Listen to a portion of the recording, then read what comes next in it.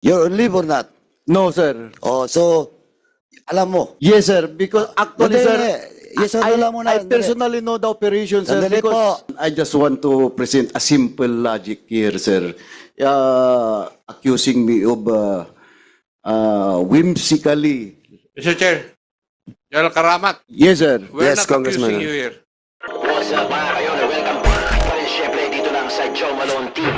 Tunay na balita, walang kinakampihan, sumasalamin sa katotohanan lamang. The result of the investigation of PAOK, and let's just hope, Mr. Roque, that there will be no more cropping up of your name in next raids or whatever. Kung mga ano, baka may iba pa kayong bahay na pinaparentalan po. Wala na po. Pero Congressman Pimentel, Manong Johnny, you know me from the 17th Congress.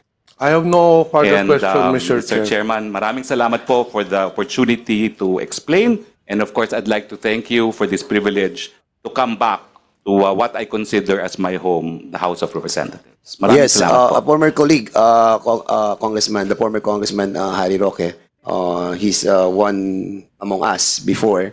The chair would like to acknowledge Congressman Pilimon Espares, Congressman Bienvenido Abante, Congressman Abet Garcia, and Congressman Crispin Diego Remulla.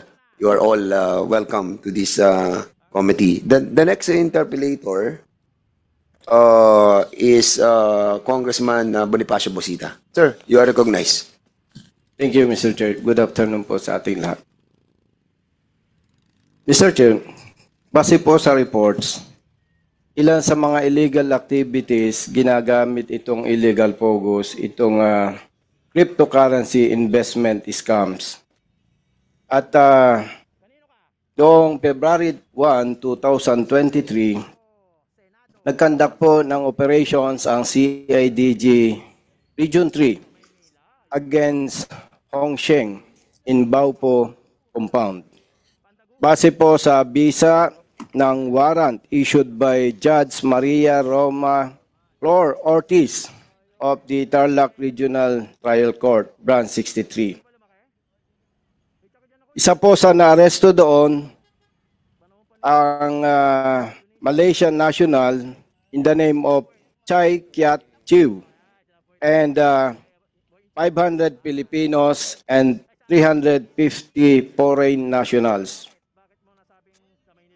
According to report also, Mr. Chair, sinahampahan po sila ng CIDG ng kaso. Unfortunately, until now, for further investigation pa rin. Yung po ay operation ay naganap noong February 1, 2023. And on February 2, 2023, nirelieve po sa position ng CIDG si Colonel Alejandro. One day after the operation, Mr. Chair. And during the previous hearing, Mr. Chair, binigyan po natin ng pansin ito na bakit after successful operations ng ating mga kapulisan, particular sa CIDG, pinagsisibak pa sila. At tinanong po natin kay General Bakay, sino bang nagbigay ng instruction? And according to him, yung memo directing CIDG director to relieve certain officer, senior officer, dumating na lang sa kanyang table. And he signed the said memo. And minanifest po natin na imbitahan ngayon si Major Hison, yung sinasabing Chief ng Publication ng DPRM, Directorate for Personnel and Records Management. Mr. Chair, nariyan po ba si Major Hison? Yes, kailangan nandito sila. We have invited all the CIDG and also those officers and men who have been relieved from their position. Andito ba sila lahat? Can you kindly stand up? Yung lahat ng sa CIDG. So we'll be inviting over the officers, mga high officers ng ng CIDG. Si General Bakay, si General Karamat, si Colonel Hison. Asa si Colonel Hison? Major Hison, Mr. Chair. Major pala. Major Hison, dito kayo. Have you taken your oath, all the members of the CIDG? Not yet.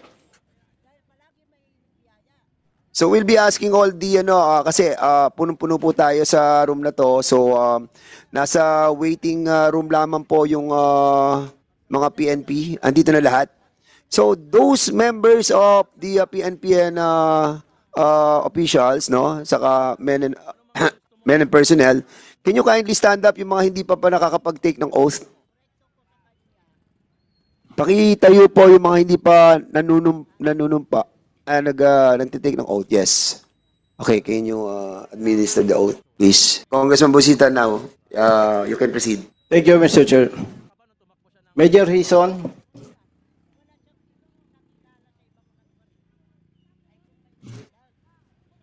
Good afternoon to the members of the committee, especially to the chairman. Mr. Chair, during the previous hearing, nabanggit po ni General Bakay na ang nag-submit po ng memo sa office niya is Major Hison. Gusto po nating malaman, Mr. Chair, kung totoo ba, Major Hison, na ikaw ang as chief ng publication, DPRM, Pag-siyam ka. ikaw ang nag-submit ng memo or signature ni General Bakay directing the CIDG to relieve from his post si Colonel Buyakaw. Is it true or not? Good afternoon, sir. Your Honor. So, with the publication section, sir, kami po yung nag-forward nung endorsement or yung memo directive to the office of the OIC DPRM that time, which was on April 17. However, the memorandum directive was prepared by the PCOD DPRM or the PCO Police Commissioned Officer Division of the DPRM. So that's the process flow of our communications. Thank you, Mr. Chair.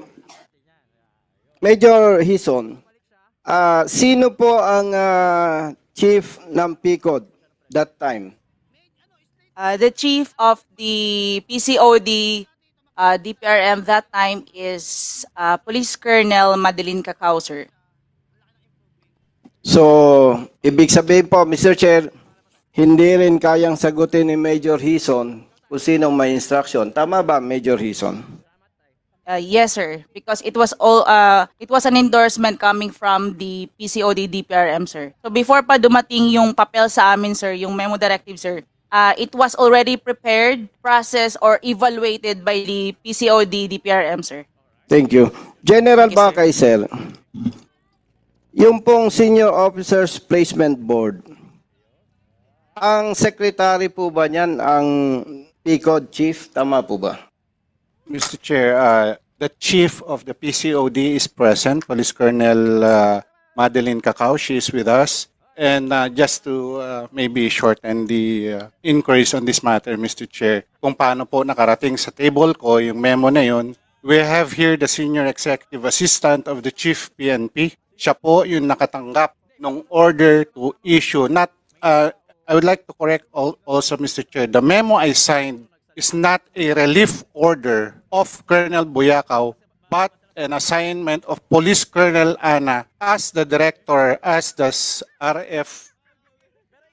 RFU NCR of CIDG, Mr. Chair. But necessarily, of course, kasi ilalagay si Colonel Anan, it will follow na papalitan si Colonel Buyakaw. So, Mr. Chair, if you allow us, nandito po si former Senior Executive Assistant, the Chief PNP, who received the order for the DPRM to initiate the installation of Police Colonel Ana as CIDG NCR. If you will allow, Mr. Chair. General Bakay, if I may, Congressman Busita. So, ang sinasabi mo, General Bakay, it was the order of the executive assistant of of the Chief PNP that Ana will replace Bukayaw. Correct, Mr. Buyakaw. Pero alam niyo na mayroong accomplishment si Buyakaw. Alam ng Chief PNP na mayroong nagawang maganda si Colonel Buyakaw. So why not assign Colonel Ana to other position? Why specifically yung kay Buyakaw while Buyakaw have accomplished something? If I may, Mr. Chair, during the accomplished the operation in Bamban, the Chief PNP was former Chief PNP Acorda. That was in the month of March. Umupo po na Chief PNP April 1, si current now. So sino nag-order na palitan si Buyakaw ni Ana? Si General Marbil, Mr. Chair. Yes, yun ang tinatanong natin. Yes, Mr. Because I think it will cause some demoralization on those officers who have successfully, conducted operations like this one, and then suddenly papaltan nyo siya. Don't you think it's like improper for the PNP to do such changing of guards? My apologies, Mr. Chair, but again, of course, the designation is, of course, within the powers of Chief PNP under Section 26 Oh, sige. of General Boracay, I got it. So, yung kay executive with the indulgence of Brigadier General Congressman De La Cruz, Busita, Mr. Chair. kapraso na lang po. I just wanted to find out why all of the sudden napaltan agad si Buyakaw. And as a matter of fact, kanina sinasabi mo that there is a certain Colonel Busita Alejandro also? Yes, Mr. Chair. After operation ng CIDG-3 headed by Colonel Alejandro, the following day, nirelieve din po siya eh. So, ang nag-relieve dito during that time ng February 2, 2023 is not Chief PNP Marbil. This is during the time of Acorda. And who is the CIDG chief during this time? All this time, General Karamat, Mr. Chair. General Karamat. Siya na naman. General Karamat, you have to stay here. Sit down, please.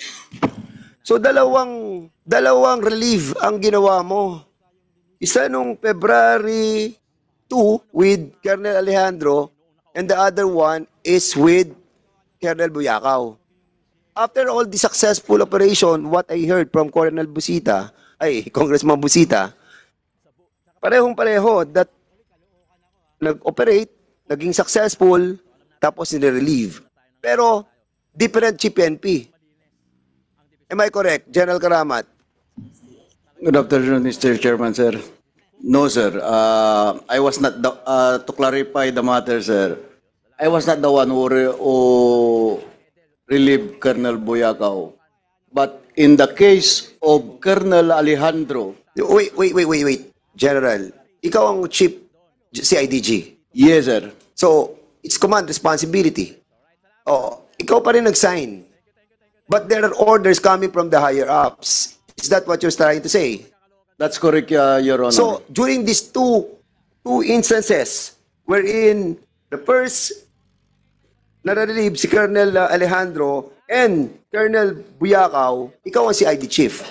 That's correct, Mr. Chairman, sir. Yes, that's the reason why your answer is wrong when you say no. So, ang ibig sabihin, hindi ikaw ang pumirma, pero may utos sa taas. Ganun ba yan? That's correct again, Your Honor. Okay. So now, going back to the interpellation of Congressman Busita, we are just wondering, dahil nung panahon ni Alejandro, February 2, 2023, ang Chief PNP dito ay si Acorda. Am I correct? That's correct, Your Honor. And during the relief of Colonel George Buyakaw, it was already Chief PNP Marbil. Correct, Your Honor. That's it. Correct. So now, and during these two incidents, you are the chief CIDG. Am I correct? Correct, Your Honor. Ayan. O, so ikaw yung common denominator dito sa pagre-lead ng dalawang grupong ito. Ang tanong natin nga kanina, tinatanong ko rin, why is it that after the successful operation, after a day, nirelieve natin si Colonel Alejandro at ito namang si Colonel George Buyakaw ay nirelieve din during your time. Why? Thank you, Your Honor. Let me clarify my position, sir. Go ahead. In the case of Colonel Alejandro, the cause of his relief has no connection to the operation of Banban.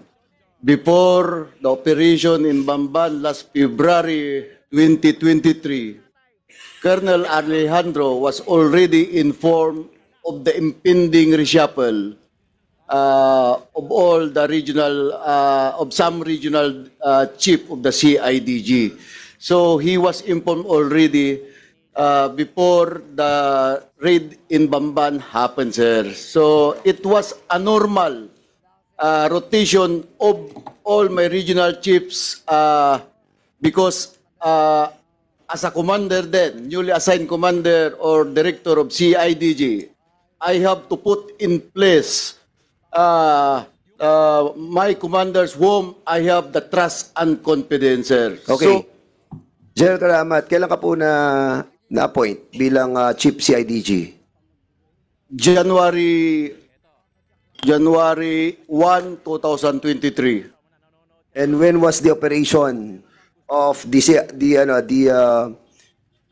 operation doon sa Bamban? That was February 2023. And in February fact, 1, 2023. yes, sir. Yes, sir. And in fact, Wait, General Karamat. yes, sir. So you were appointed as CIDG, na-assign ka, January 2023. Yes, sir. February 1, nagkaroon ng operation, and then February 2, na-relieve si Colonel Alejandro. That's correct, Your Honor. Si Alejandro, ang position niya during that time is, Regional Chief of CIDG Region 3, sir. okay, Region 3. Am I correct to assume that during that operation, it was the Region 1 who augmented the operation? That's a different operation, sir. Kailan nag-augment ang Region 1 instead of the Region 3? Kasi I have a report here that's telling us that the operation that was conducted, augmentation nanggaling sa Region 1, hindi sa Region 3. That was the operation led by the PAOK and Colonel And Buyakaw, this is sir. during the time of General Acorda, am I correct? That's correct, Your Honor. Ba't hindi kinuha sa Region 3 ni Acorda? That I cannot answer, sir. That's the wisdom of... Is it a trust and confidence situation? I think so, Your Honor. And that's the reason why Region 1 ang pinadalang augmentation imbis na Region 3. Who handles Region 3? Again, I cannot answer that. I don't want to speculate. I don't want to question the You. wisdom of Din. of the Ikaw Chief ang PNP. CIDG nun Ikaw CIDG, you should know.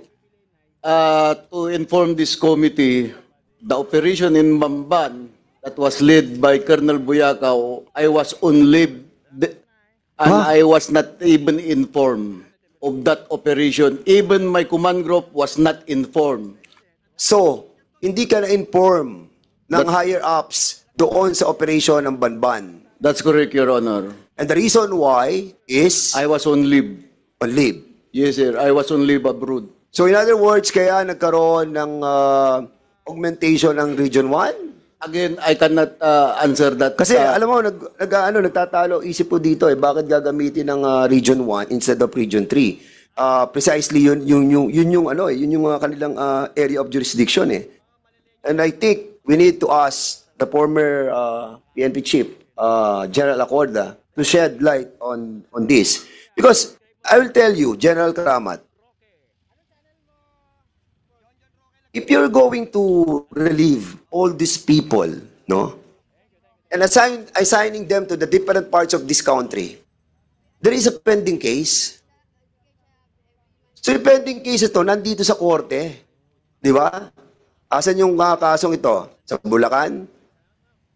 Paano sila makakabalik para to monitor the case that was filed against these perpetrators? Yeah. And assigning them, no, parang I think is not to the best interest of the organization. Unless there is a clandestine, no, effort to really put the case on the garbage. And as a matter of fact, General Karamat, yung kaso ngayon is under RFI.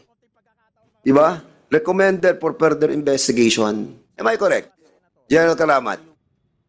Is this under RFI? All the cases that was initiated by Colonel Joshua Alejandro, the regional chief, siya pala ang regional chief ng CIDG. Siya pala. Si Joshua Alejandro, siya ang regional chief, hindi mo kilala? General Karamat? Of course, I know him. Oh, that's why Your I'm Honor. asking you a while ago. Sino ang regional director ng ng Region 3? Sabi mo, hindi mo alam. I didn't say that, sir. Ano sabi mo kanina? Your Honor. Ano sabi mo kanina? It was Colonel Alejandro, yung unang operation against the Pugo Ito in ang tanong ko Banbak ulit, operation. General Karamat. Si Colonel Alejandro ang regional director ng Region 3. Siya ang nag-operate, di ba? Yes, Your Siya Honor. nag-operate doon sa Hongsheng Gaming Technology sa Bamban. But the augmentation of the people that was used is under Region 1. Correct. And you were telling us a while ago, you were on leave. The augmentation from Region 1 was a different operation conducted by Colonel Alejandro. Hindi ang Banban? You're under oath. The Wait. CIDG had conducted Wait. operations, sir. Yes. Okay. So yung augmentation ng Region 1 ay hindi sa Banban? Again, it was the operation led by Colonel Boyaca when there is an augmentation coming from Police Regional Office 1 and Cordillera, sir. Okay. TF, you conducted this operation. Can you kindly confirm the statement made by General Karamat? The first operation, sir, I think yung kay Colonel Alejandro, sir, it's a different one. And the second operation, same area to, sir, yung sa Banban po, Your Honor. And the second one, yung sa Sunyu one, sir. Ito, sir, yung kay Colonel George Buyakaw. And that's true, sir. Ang ginamit pong augmentation doon are personnel or police personnel coming from Region 1 and Cordillera. So in other words, kung yung kay Buyakaw, yun ang gumamit ng augmentation coming from the Region 1. Yes, Your Honor. Okay. Same question, General Karamat. Why is it during your incumbency as the regional, chief of the CIDG, no? Bakit ang ginamit is Region 1, not Region 3? Do you know this? Or you're still on leave? Still on leave ka rito? Again, sir, I was not informed of that operation, sir. That particular operation, sir. Hindi mo ba napapansin ba't hindi ka na-involved sa operations? Why is that so? It's only the former Chief PNP that cannot answer that question, sir. And that's the reason why we have to invite the former Chief PNP to shed light on this. Because para ako may nakikitang mga missing link dito I need to be given more information for us to find out the deeper problem arising to this relief of these successful operations. Hindi ko talaga makomprehend kung bakit yun nirelieve yung mga tao pagkatapos imbis na bigyan natin sila ng pabuya. Di ba?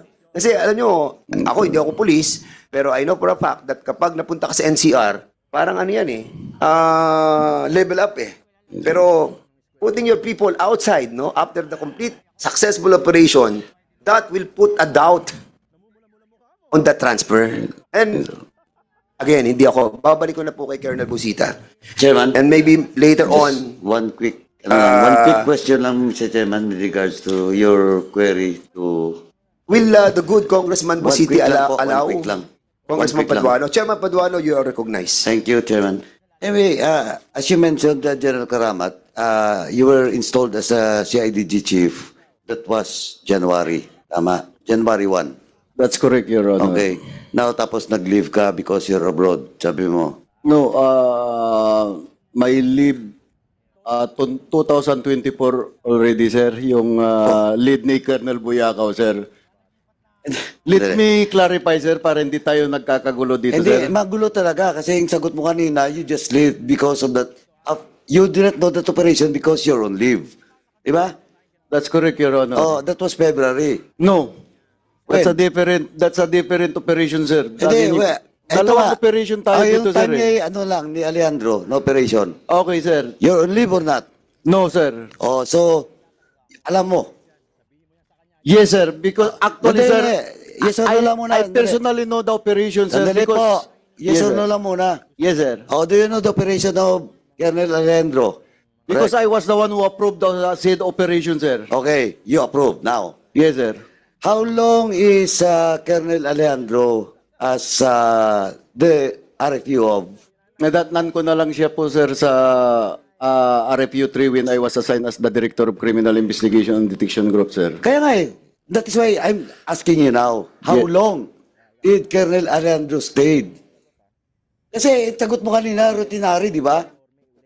Di ba sagot mo kanina, routinary? Yes, sir. Oh, kasi ang sagot mo, routinary at saka trust and confidence. Yes, sir. Oh, now. That's correct, sir.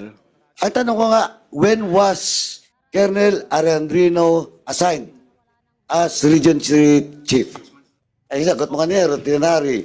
Then, trust and confidence. According to my staff, sir, he was assigned there as a regional chief of CIDG in Region 3 for 6 months, sir. Oh, 6 months. Oh, kita mo. 6 months before his relief.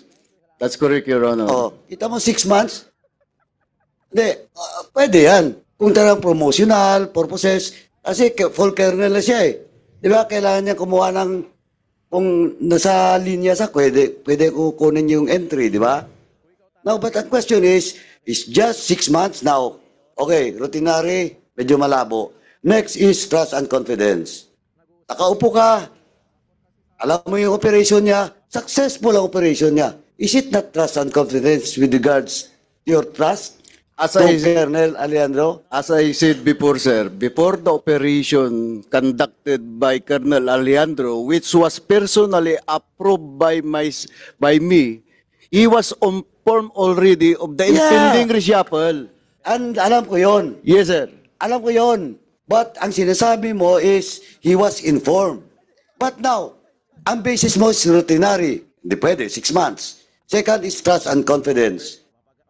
He was informed, but this operation is successful. And during routinary, special operation, question of trust and confidence, you don't have trust and confidence to a police colonel that has just operated successfully against Pogo?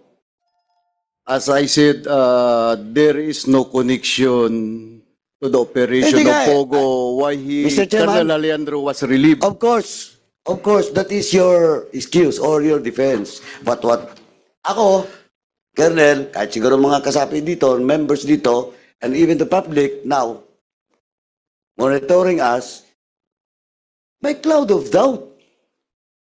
Pasensya na po, the back of my mind is, it is not all about routinary and question of trust and confidence. Kasi routinary, malabo. Trust and confidence, magandang performance, successful yung operation. So, that's what you're telling us na na-inform. Pero kahit na-inform mo magaling palang bata to eh. Di ba? Kaya, Mr. Chairman, yung doubt, personally, yun din siguro yung mga nasiisip ng mga members dito, ay yun dapat, Mr. Chairman, ang dapat ayusin natin sa organisasyon ng pulis. Kasi laging bata-bata. It is not based on performance. Kasi yung trust and confidence yan is precisely bata-bata. Whether the organization or the officers in front of us will admit, but that is now the normal practice in the police organization. And we want to check it. Kaya ayusin natin yan. But of course, I respect what the defense of General Karamat. But sabi ko na nga, this is all about investigation in aid of legislation at yung puntong yun, nangyayari yan kahit saan. This is not only happening with the CIDG, this is happening all over the country. Yung question of trust and confidence na equals bata-bata.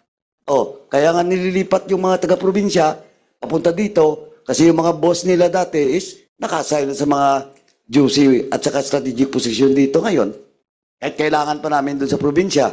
Kasi nga, bata. Bata nang nakaupo. And again, Mr. Chairman, lastly, gusto ko lang ulitin, no? Maybe the committee report, maliban doon sa dito, sa Pogo, at saka doon sa mga previous investigation na ginawa natin, we should put that end. Doon sa committee report natin, dapat may legislative action that will be undertaken with this under this committee, Mr. Chairman. Okay. Thank you. Thank you. Before I yield back again kay Congressman Bosita, I will be recognizing you for a brief interjection. But may question lang ako, may question lang kay General Karamat. General Karamat, last na, baka makalimutan ko lang. General Karamat, kaprasa na lang, Chairman ako, pasensya ka na. General Karamat, may kilala ka bang JP Samson, yung may-ari ng West Cars, ng yung dinala kay Alice Go? I cannot remember, sir. Hindi ko ma-recall kung may kilala kong JP Samson, but as far as no, wala akong kakilala, sir. General Karamat, you're under oath, ha? Yes, sir. I'm telling you. I'll be showing you a picture of John Patrick Samson and you together. But pictures, hindi naman magsasabi yan na meron kang involvement. But what I'm trying to say is kilala mo. I will send it to you, General Yes, sir. Karamat. Yes, sir. Because I what could answer that, what sir. we wanted is to ferret out the truth. And I I could will answer try to that. give it to you for you to find out kung nare-recall mo yung si John Patrick Samson. Si John Patrick Samson is the owner of the West Cars that was used by Alice Go doon sa kanyang mga sa Pogo, doon sa kanya sa Banban. And that's the reason why I'm asking you, I'm just testing you kung kilala mo. Tapos sinasabi mo hindi mo siya ma-recall. But now, are you going to tell us that you can recall him already? Not all, Mr. Chairman, sir. As a CIDG director, many were inviting you, but it does not mean na yung kasama ko doon sa picture kilala ko. We are just like politicians. Anybody can take a picture with us, sir. General Karamat, we are not trying to tell you that you have involvement. Ang sinasabi lang namin kanina. I didn't say that I was involved. Wait. I'm still talking, you know? Yes, sir. Ang sinasabi lang, tinatanong ko lang, tinatanong ko kung may kilala ka. Sabi ko, kaya nga pinakikita ko sa yung picture, ngayon nare-recall mo na siya. Yes, sir. O yan. O, di na-recall mo na, kilala mo na, that's it. I just met him in one of the occasions, sir, but Okay. I do not know him personally, sir. You don't know him personally. Yes, sir. Oh, this is one of the occasions that you have Yes, sir. be with him. Yes, sir. That's it. Yes, sir. Wala naman po kami sinasabing iba dito eh. Ang tinatanong ko lang kung may kilala kayong JP Samson. Your question is kung kilala ko, sir. I cannot recall, sir, dahil sa dami ng nakikilala Kaya ko, nga, sir. and Hindi then I cannot answer recall back. their name General already, Karamat, sir. wait. Then I answer back. Then I said, pakikita ko para at least ma-recall mo. Okay? So picture, sasabi na na-encounter mo siya. And that's the reason why we will be inviting over also John Patrick Samson, yung pong owner ng West Car high-end, para malaman po natin yung mga sinasabi natin lahat dito. Congressman Barbers, you are now recognized. Thank you, Mr. Chairman. With the indulgence of Congressman Busita, yung sa akin lamang po, Mr. Chairman, is a clarification kasi dun sa narration ni General Karamat, it seems that he has no knowledge in other operations that was conducted by the CIDG because orders were coming from his superiors. No, in fairness to General Karamat, Mr. Chair, marami yung movements dun sa kanila, sa CIDG na apparently, he has not been informed, he has not been advised, or he has not been given the instructions. So, tama yung punto kanina ni Chairman na siguro dapat para magkaroon ng mas malinaw na narration o kwento itong ating kasi ang pinupunto natin dito, Mr. Chair, is why were these CIDG personnel relieved after they had successfully raided in illegal pogo. So, ang sagot naman ho ni General, yung iba nga ho, hindi niya alam because one, sabi niya he was out of the country. The others, he probably got orders from the higher ups. I remember in the last hearing that we had, it was General Bacayo, General Bakay, who actually gave the orders. Diba? So, I would like to ask the chair and the members of the committee, yun po kasing usapin doon sa CIDJ is just an adjacent issue. But the real issue, which is within the purview of the committee, is the illegal operations and other crimes committed by these illegal pogo operators. Siguro, Mr. Chair, with all due respect to you and to the other members of the committee, maybe we can refocus there. Anyway, nasagot na naman po ni General Karamat yung issue about transfers ng mga tao. That's all, Mr. Chair. And thank you, Congressman Busita. Okay, Congressman Busita, now you have the floor. Yes, Mr. Chair. Mr. Chair, ang punto po kasi dito, kaya kung bakit seryoso tayo sa issue na to, itong operation sa against Hongsheng, mababasura na talaga ito, Mr. Chair. Kasi yung mga pulis, yung operatiba, wala na deploy na. Una pa lang salbo nung kaso for further investigation. Doon pa lang malabo na. Pinagsisibak yung pulis natin, malabo na. Now, ang instruction po ng ating Pangulo, BBM, is banning of pogos, whether illegal or legal. So, ako po galing sa PNP.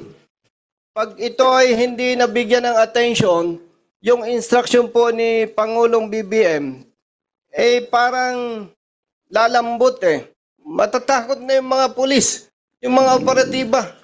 Paano pa sila magtatrabaho? Andiyan si Colonel Attorney Tomas Balmonte. You can ask Kaya him. with respect to Honorable Congressman Barbers, yes, totoo po. Pwede nating skip na itong issue. Pero, malaki po ang epekto nito sa instruction ni PBBM. Banning of pogos. Kasi nga, bilang retired police, matagal ng practice yan, talagang pag mag-ooperate ka, makikita mo, ops, delikado yan. Atras yan. So, napakahalaga po nito. And in fairness to General Karamat, sir, sabi po ninyo, prior to operation on February 1, 2023, may nakaambang reassignment na si Colonel Alejandro. Ang tanong ko lamang po kay General Karamat, di po ba merong Senior Officers Placement Board, SOPB, sa PNP? Tama po ba? We had independent officers placement board in every unit, sir. And I have my command group, sir. And the transfer. Okay. General Karamat, sir. Sinasabi po ninyo na prior to said operation, talagang for transfer na si Colonel Alejandro. Ang tanong po, nabanggit mo na meron po kayong independent SOPB. So, na-process po ang transfer niya. Yes, sir. So, meron pong SOPB resolution. Tama po ba? I presume because the order was issued. And as a director of the CIDG, it is my prerogative also to choose my men, sir. Yes, General Karamat, sir. I agree with you. Powers and prerogatives. Pero siyempre, kung hindi naman i-observe yung SOPB, why not ibasura na lang yan? So, ang tanong ko po, meron po bang board resolution o wala? Kasi po, Mr. Chair, kung totoo po yung sinasabi na hindi pa nagkakandak ng operation, may nakaambang transfer na kay Colonel Alejandro, ang makakasuporta po dito, board resolution.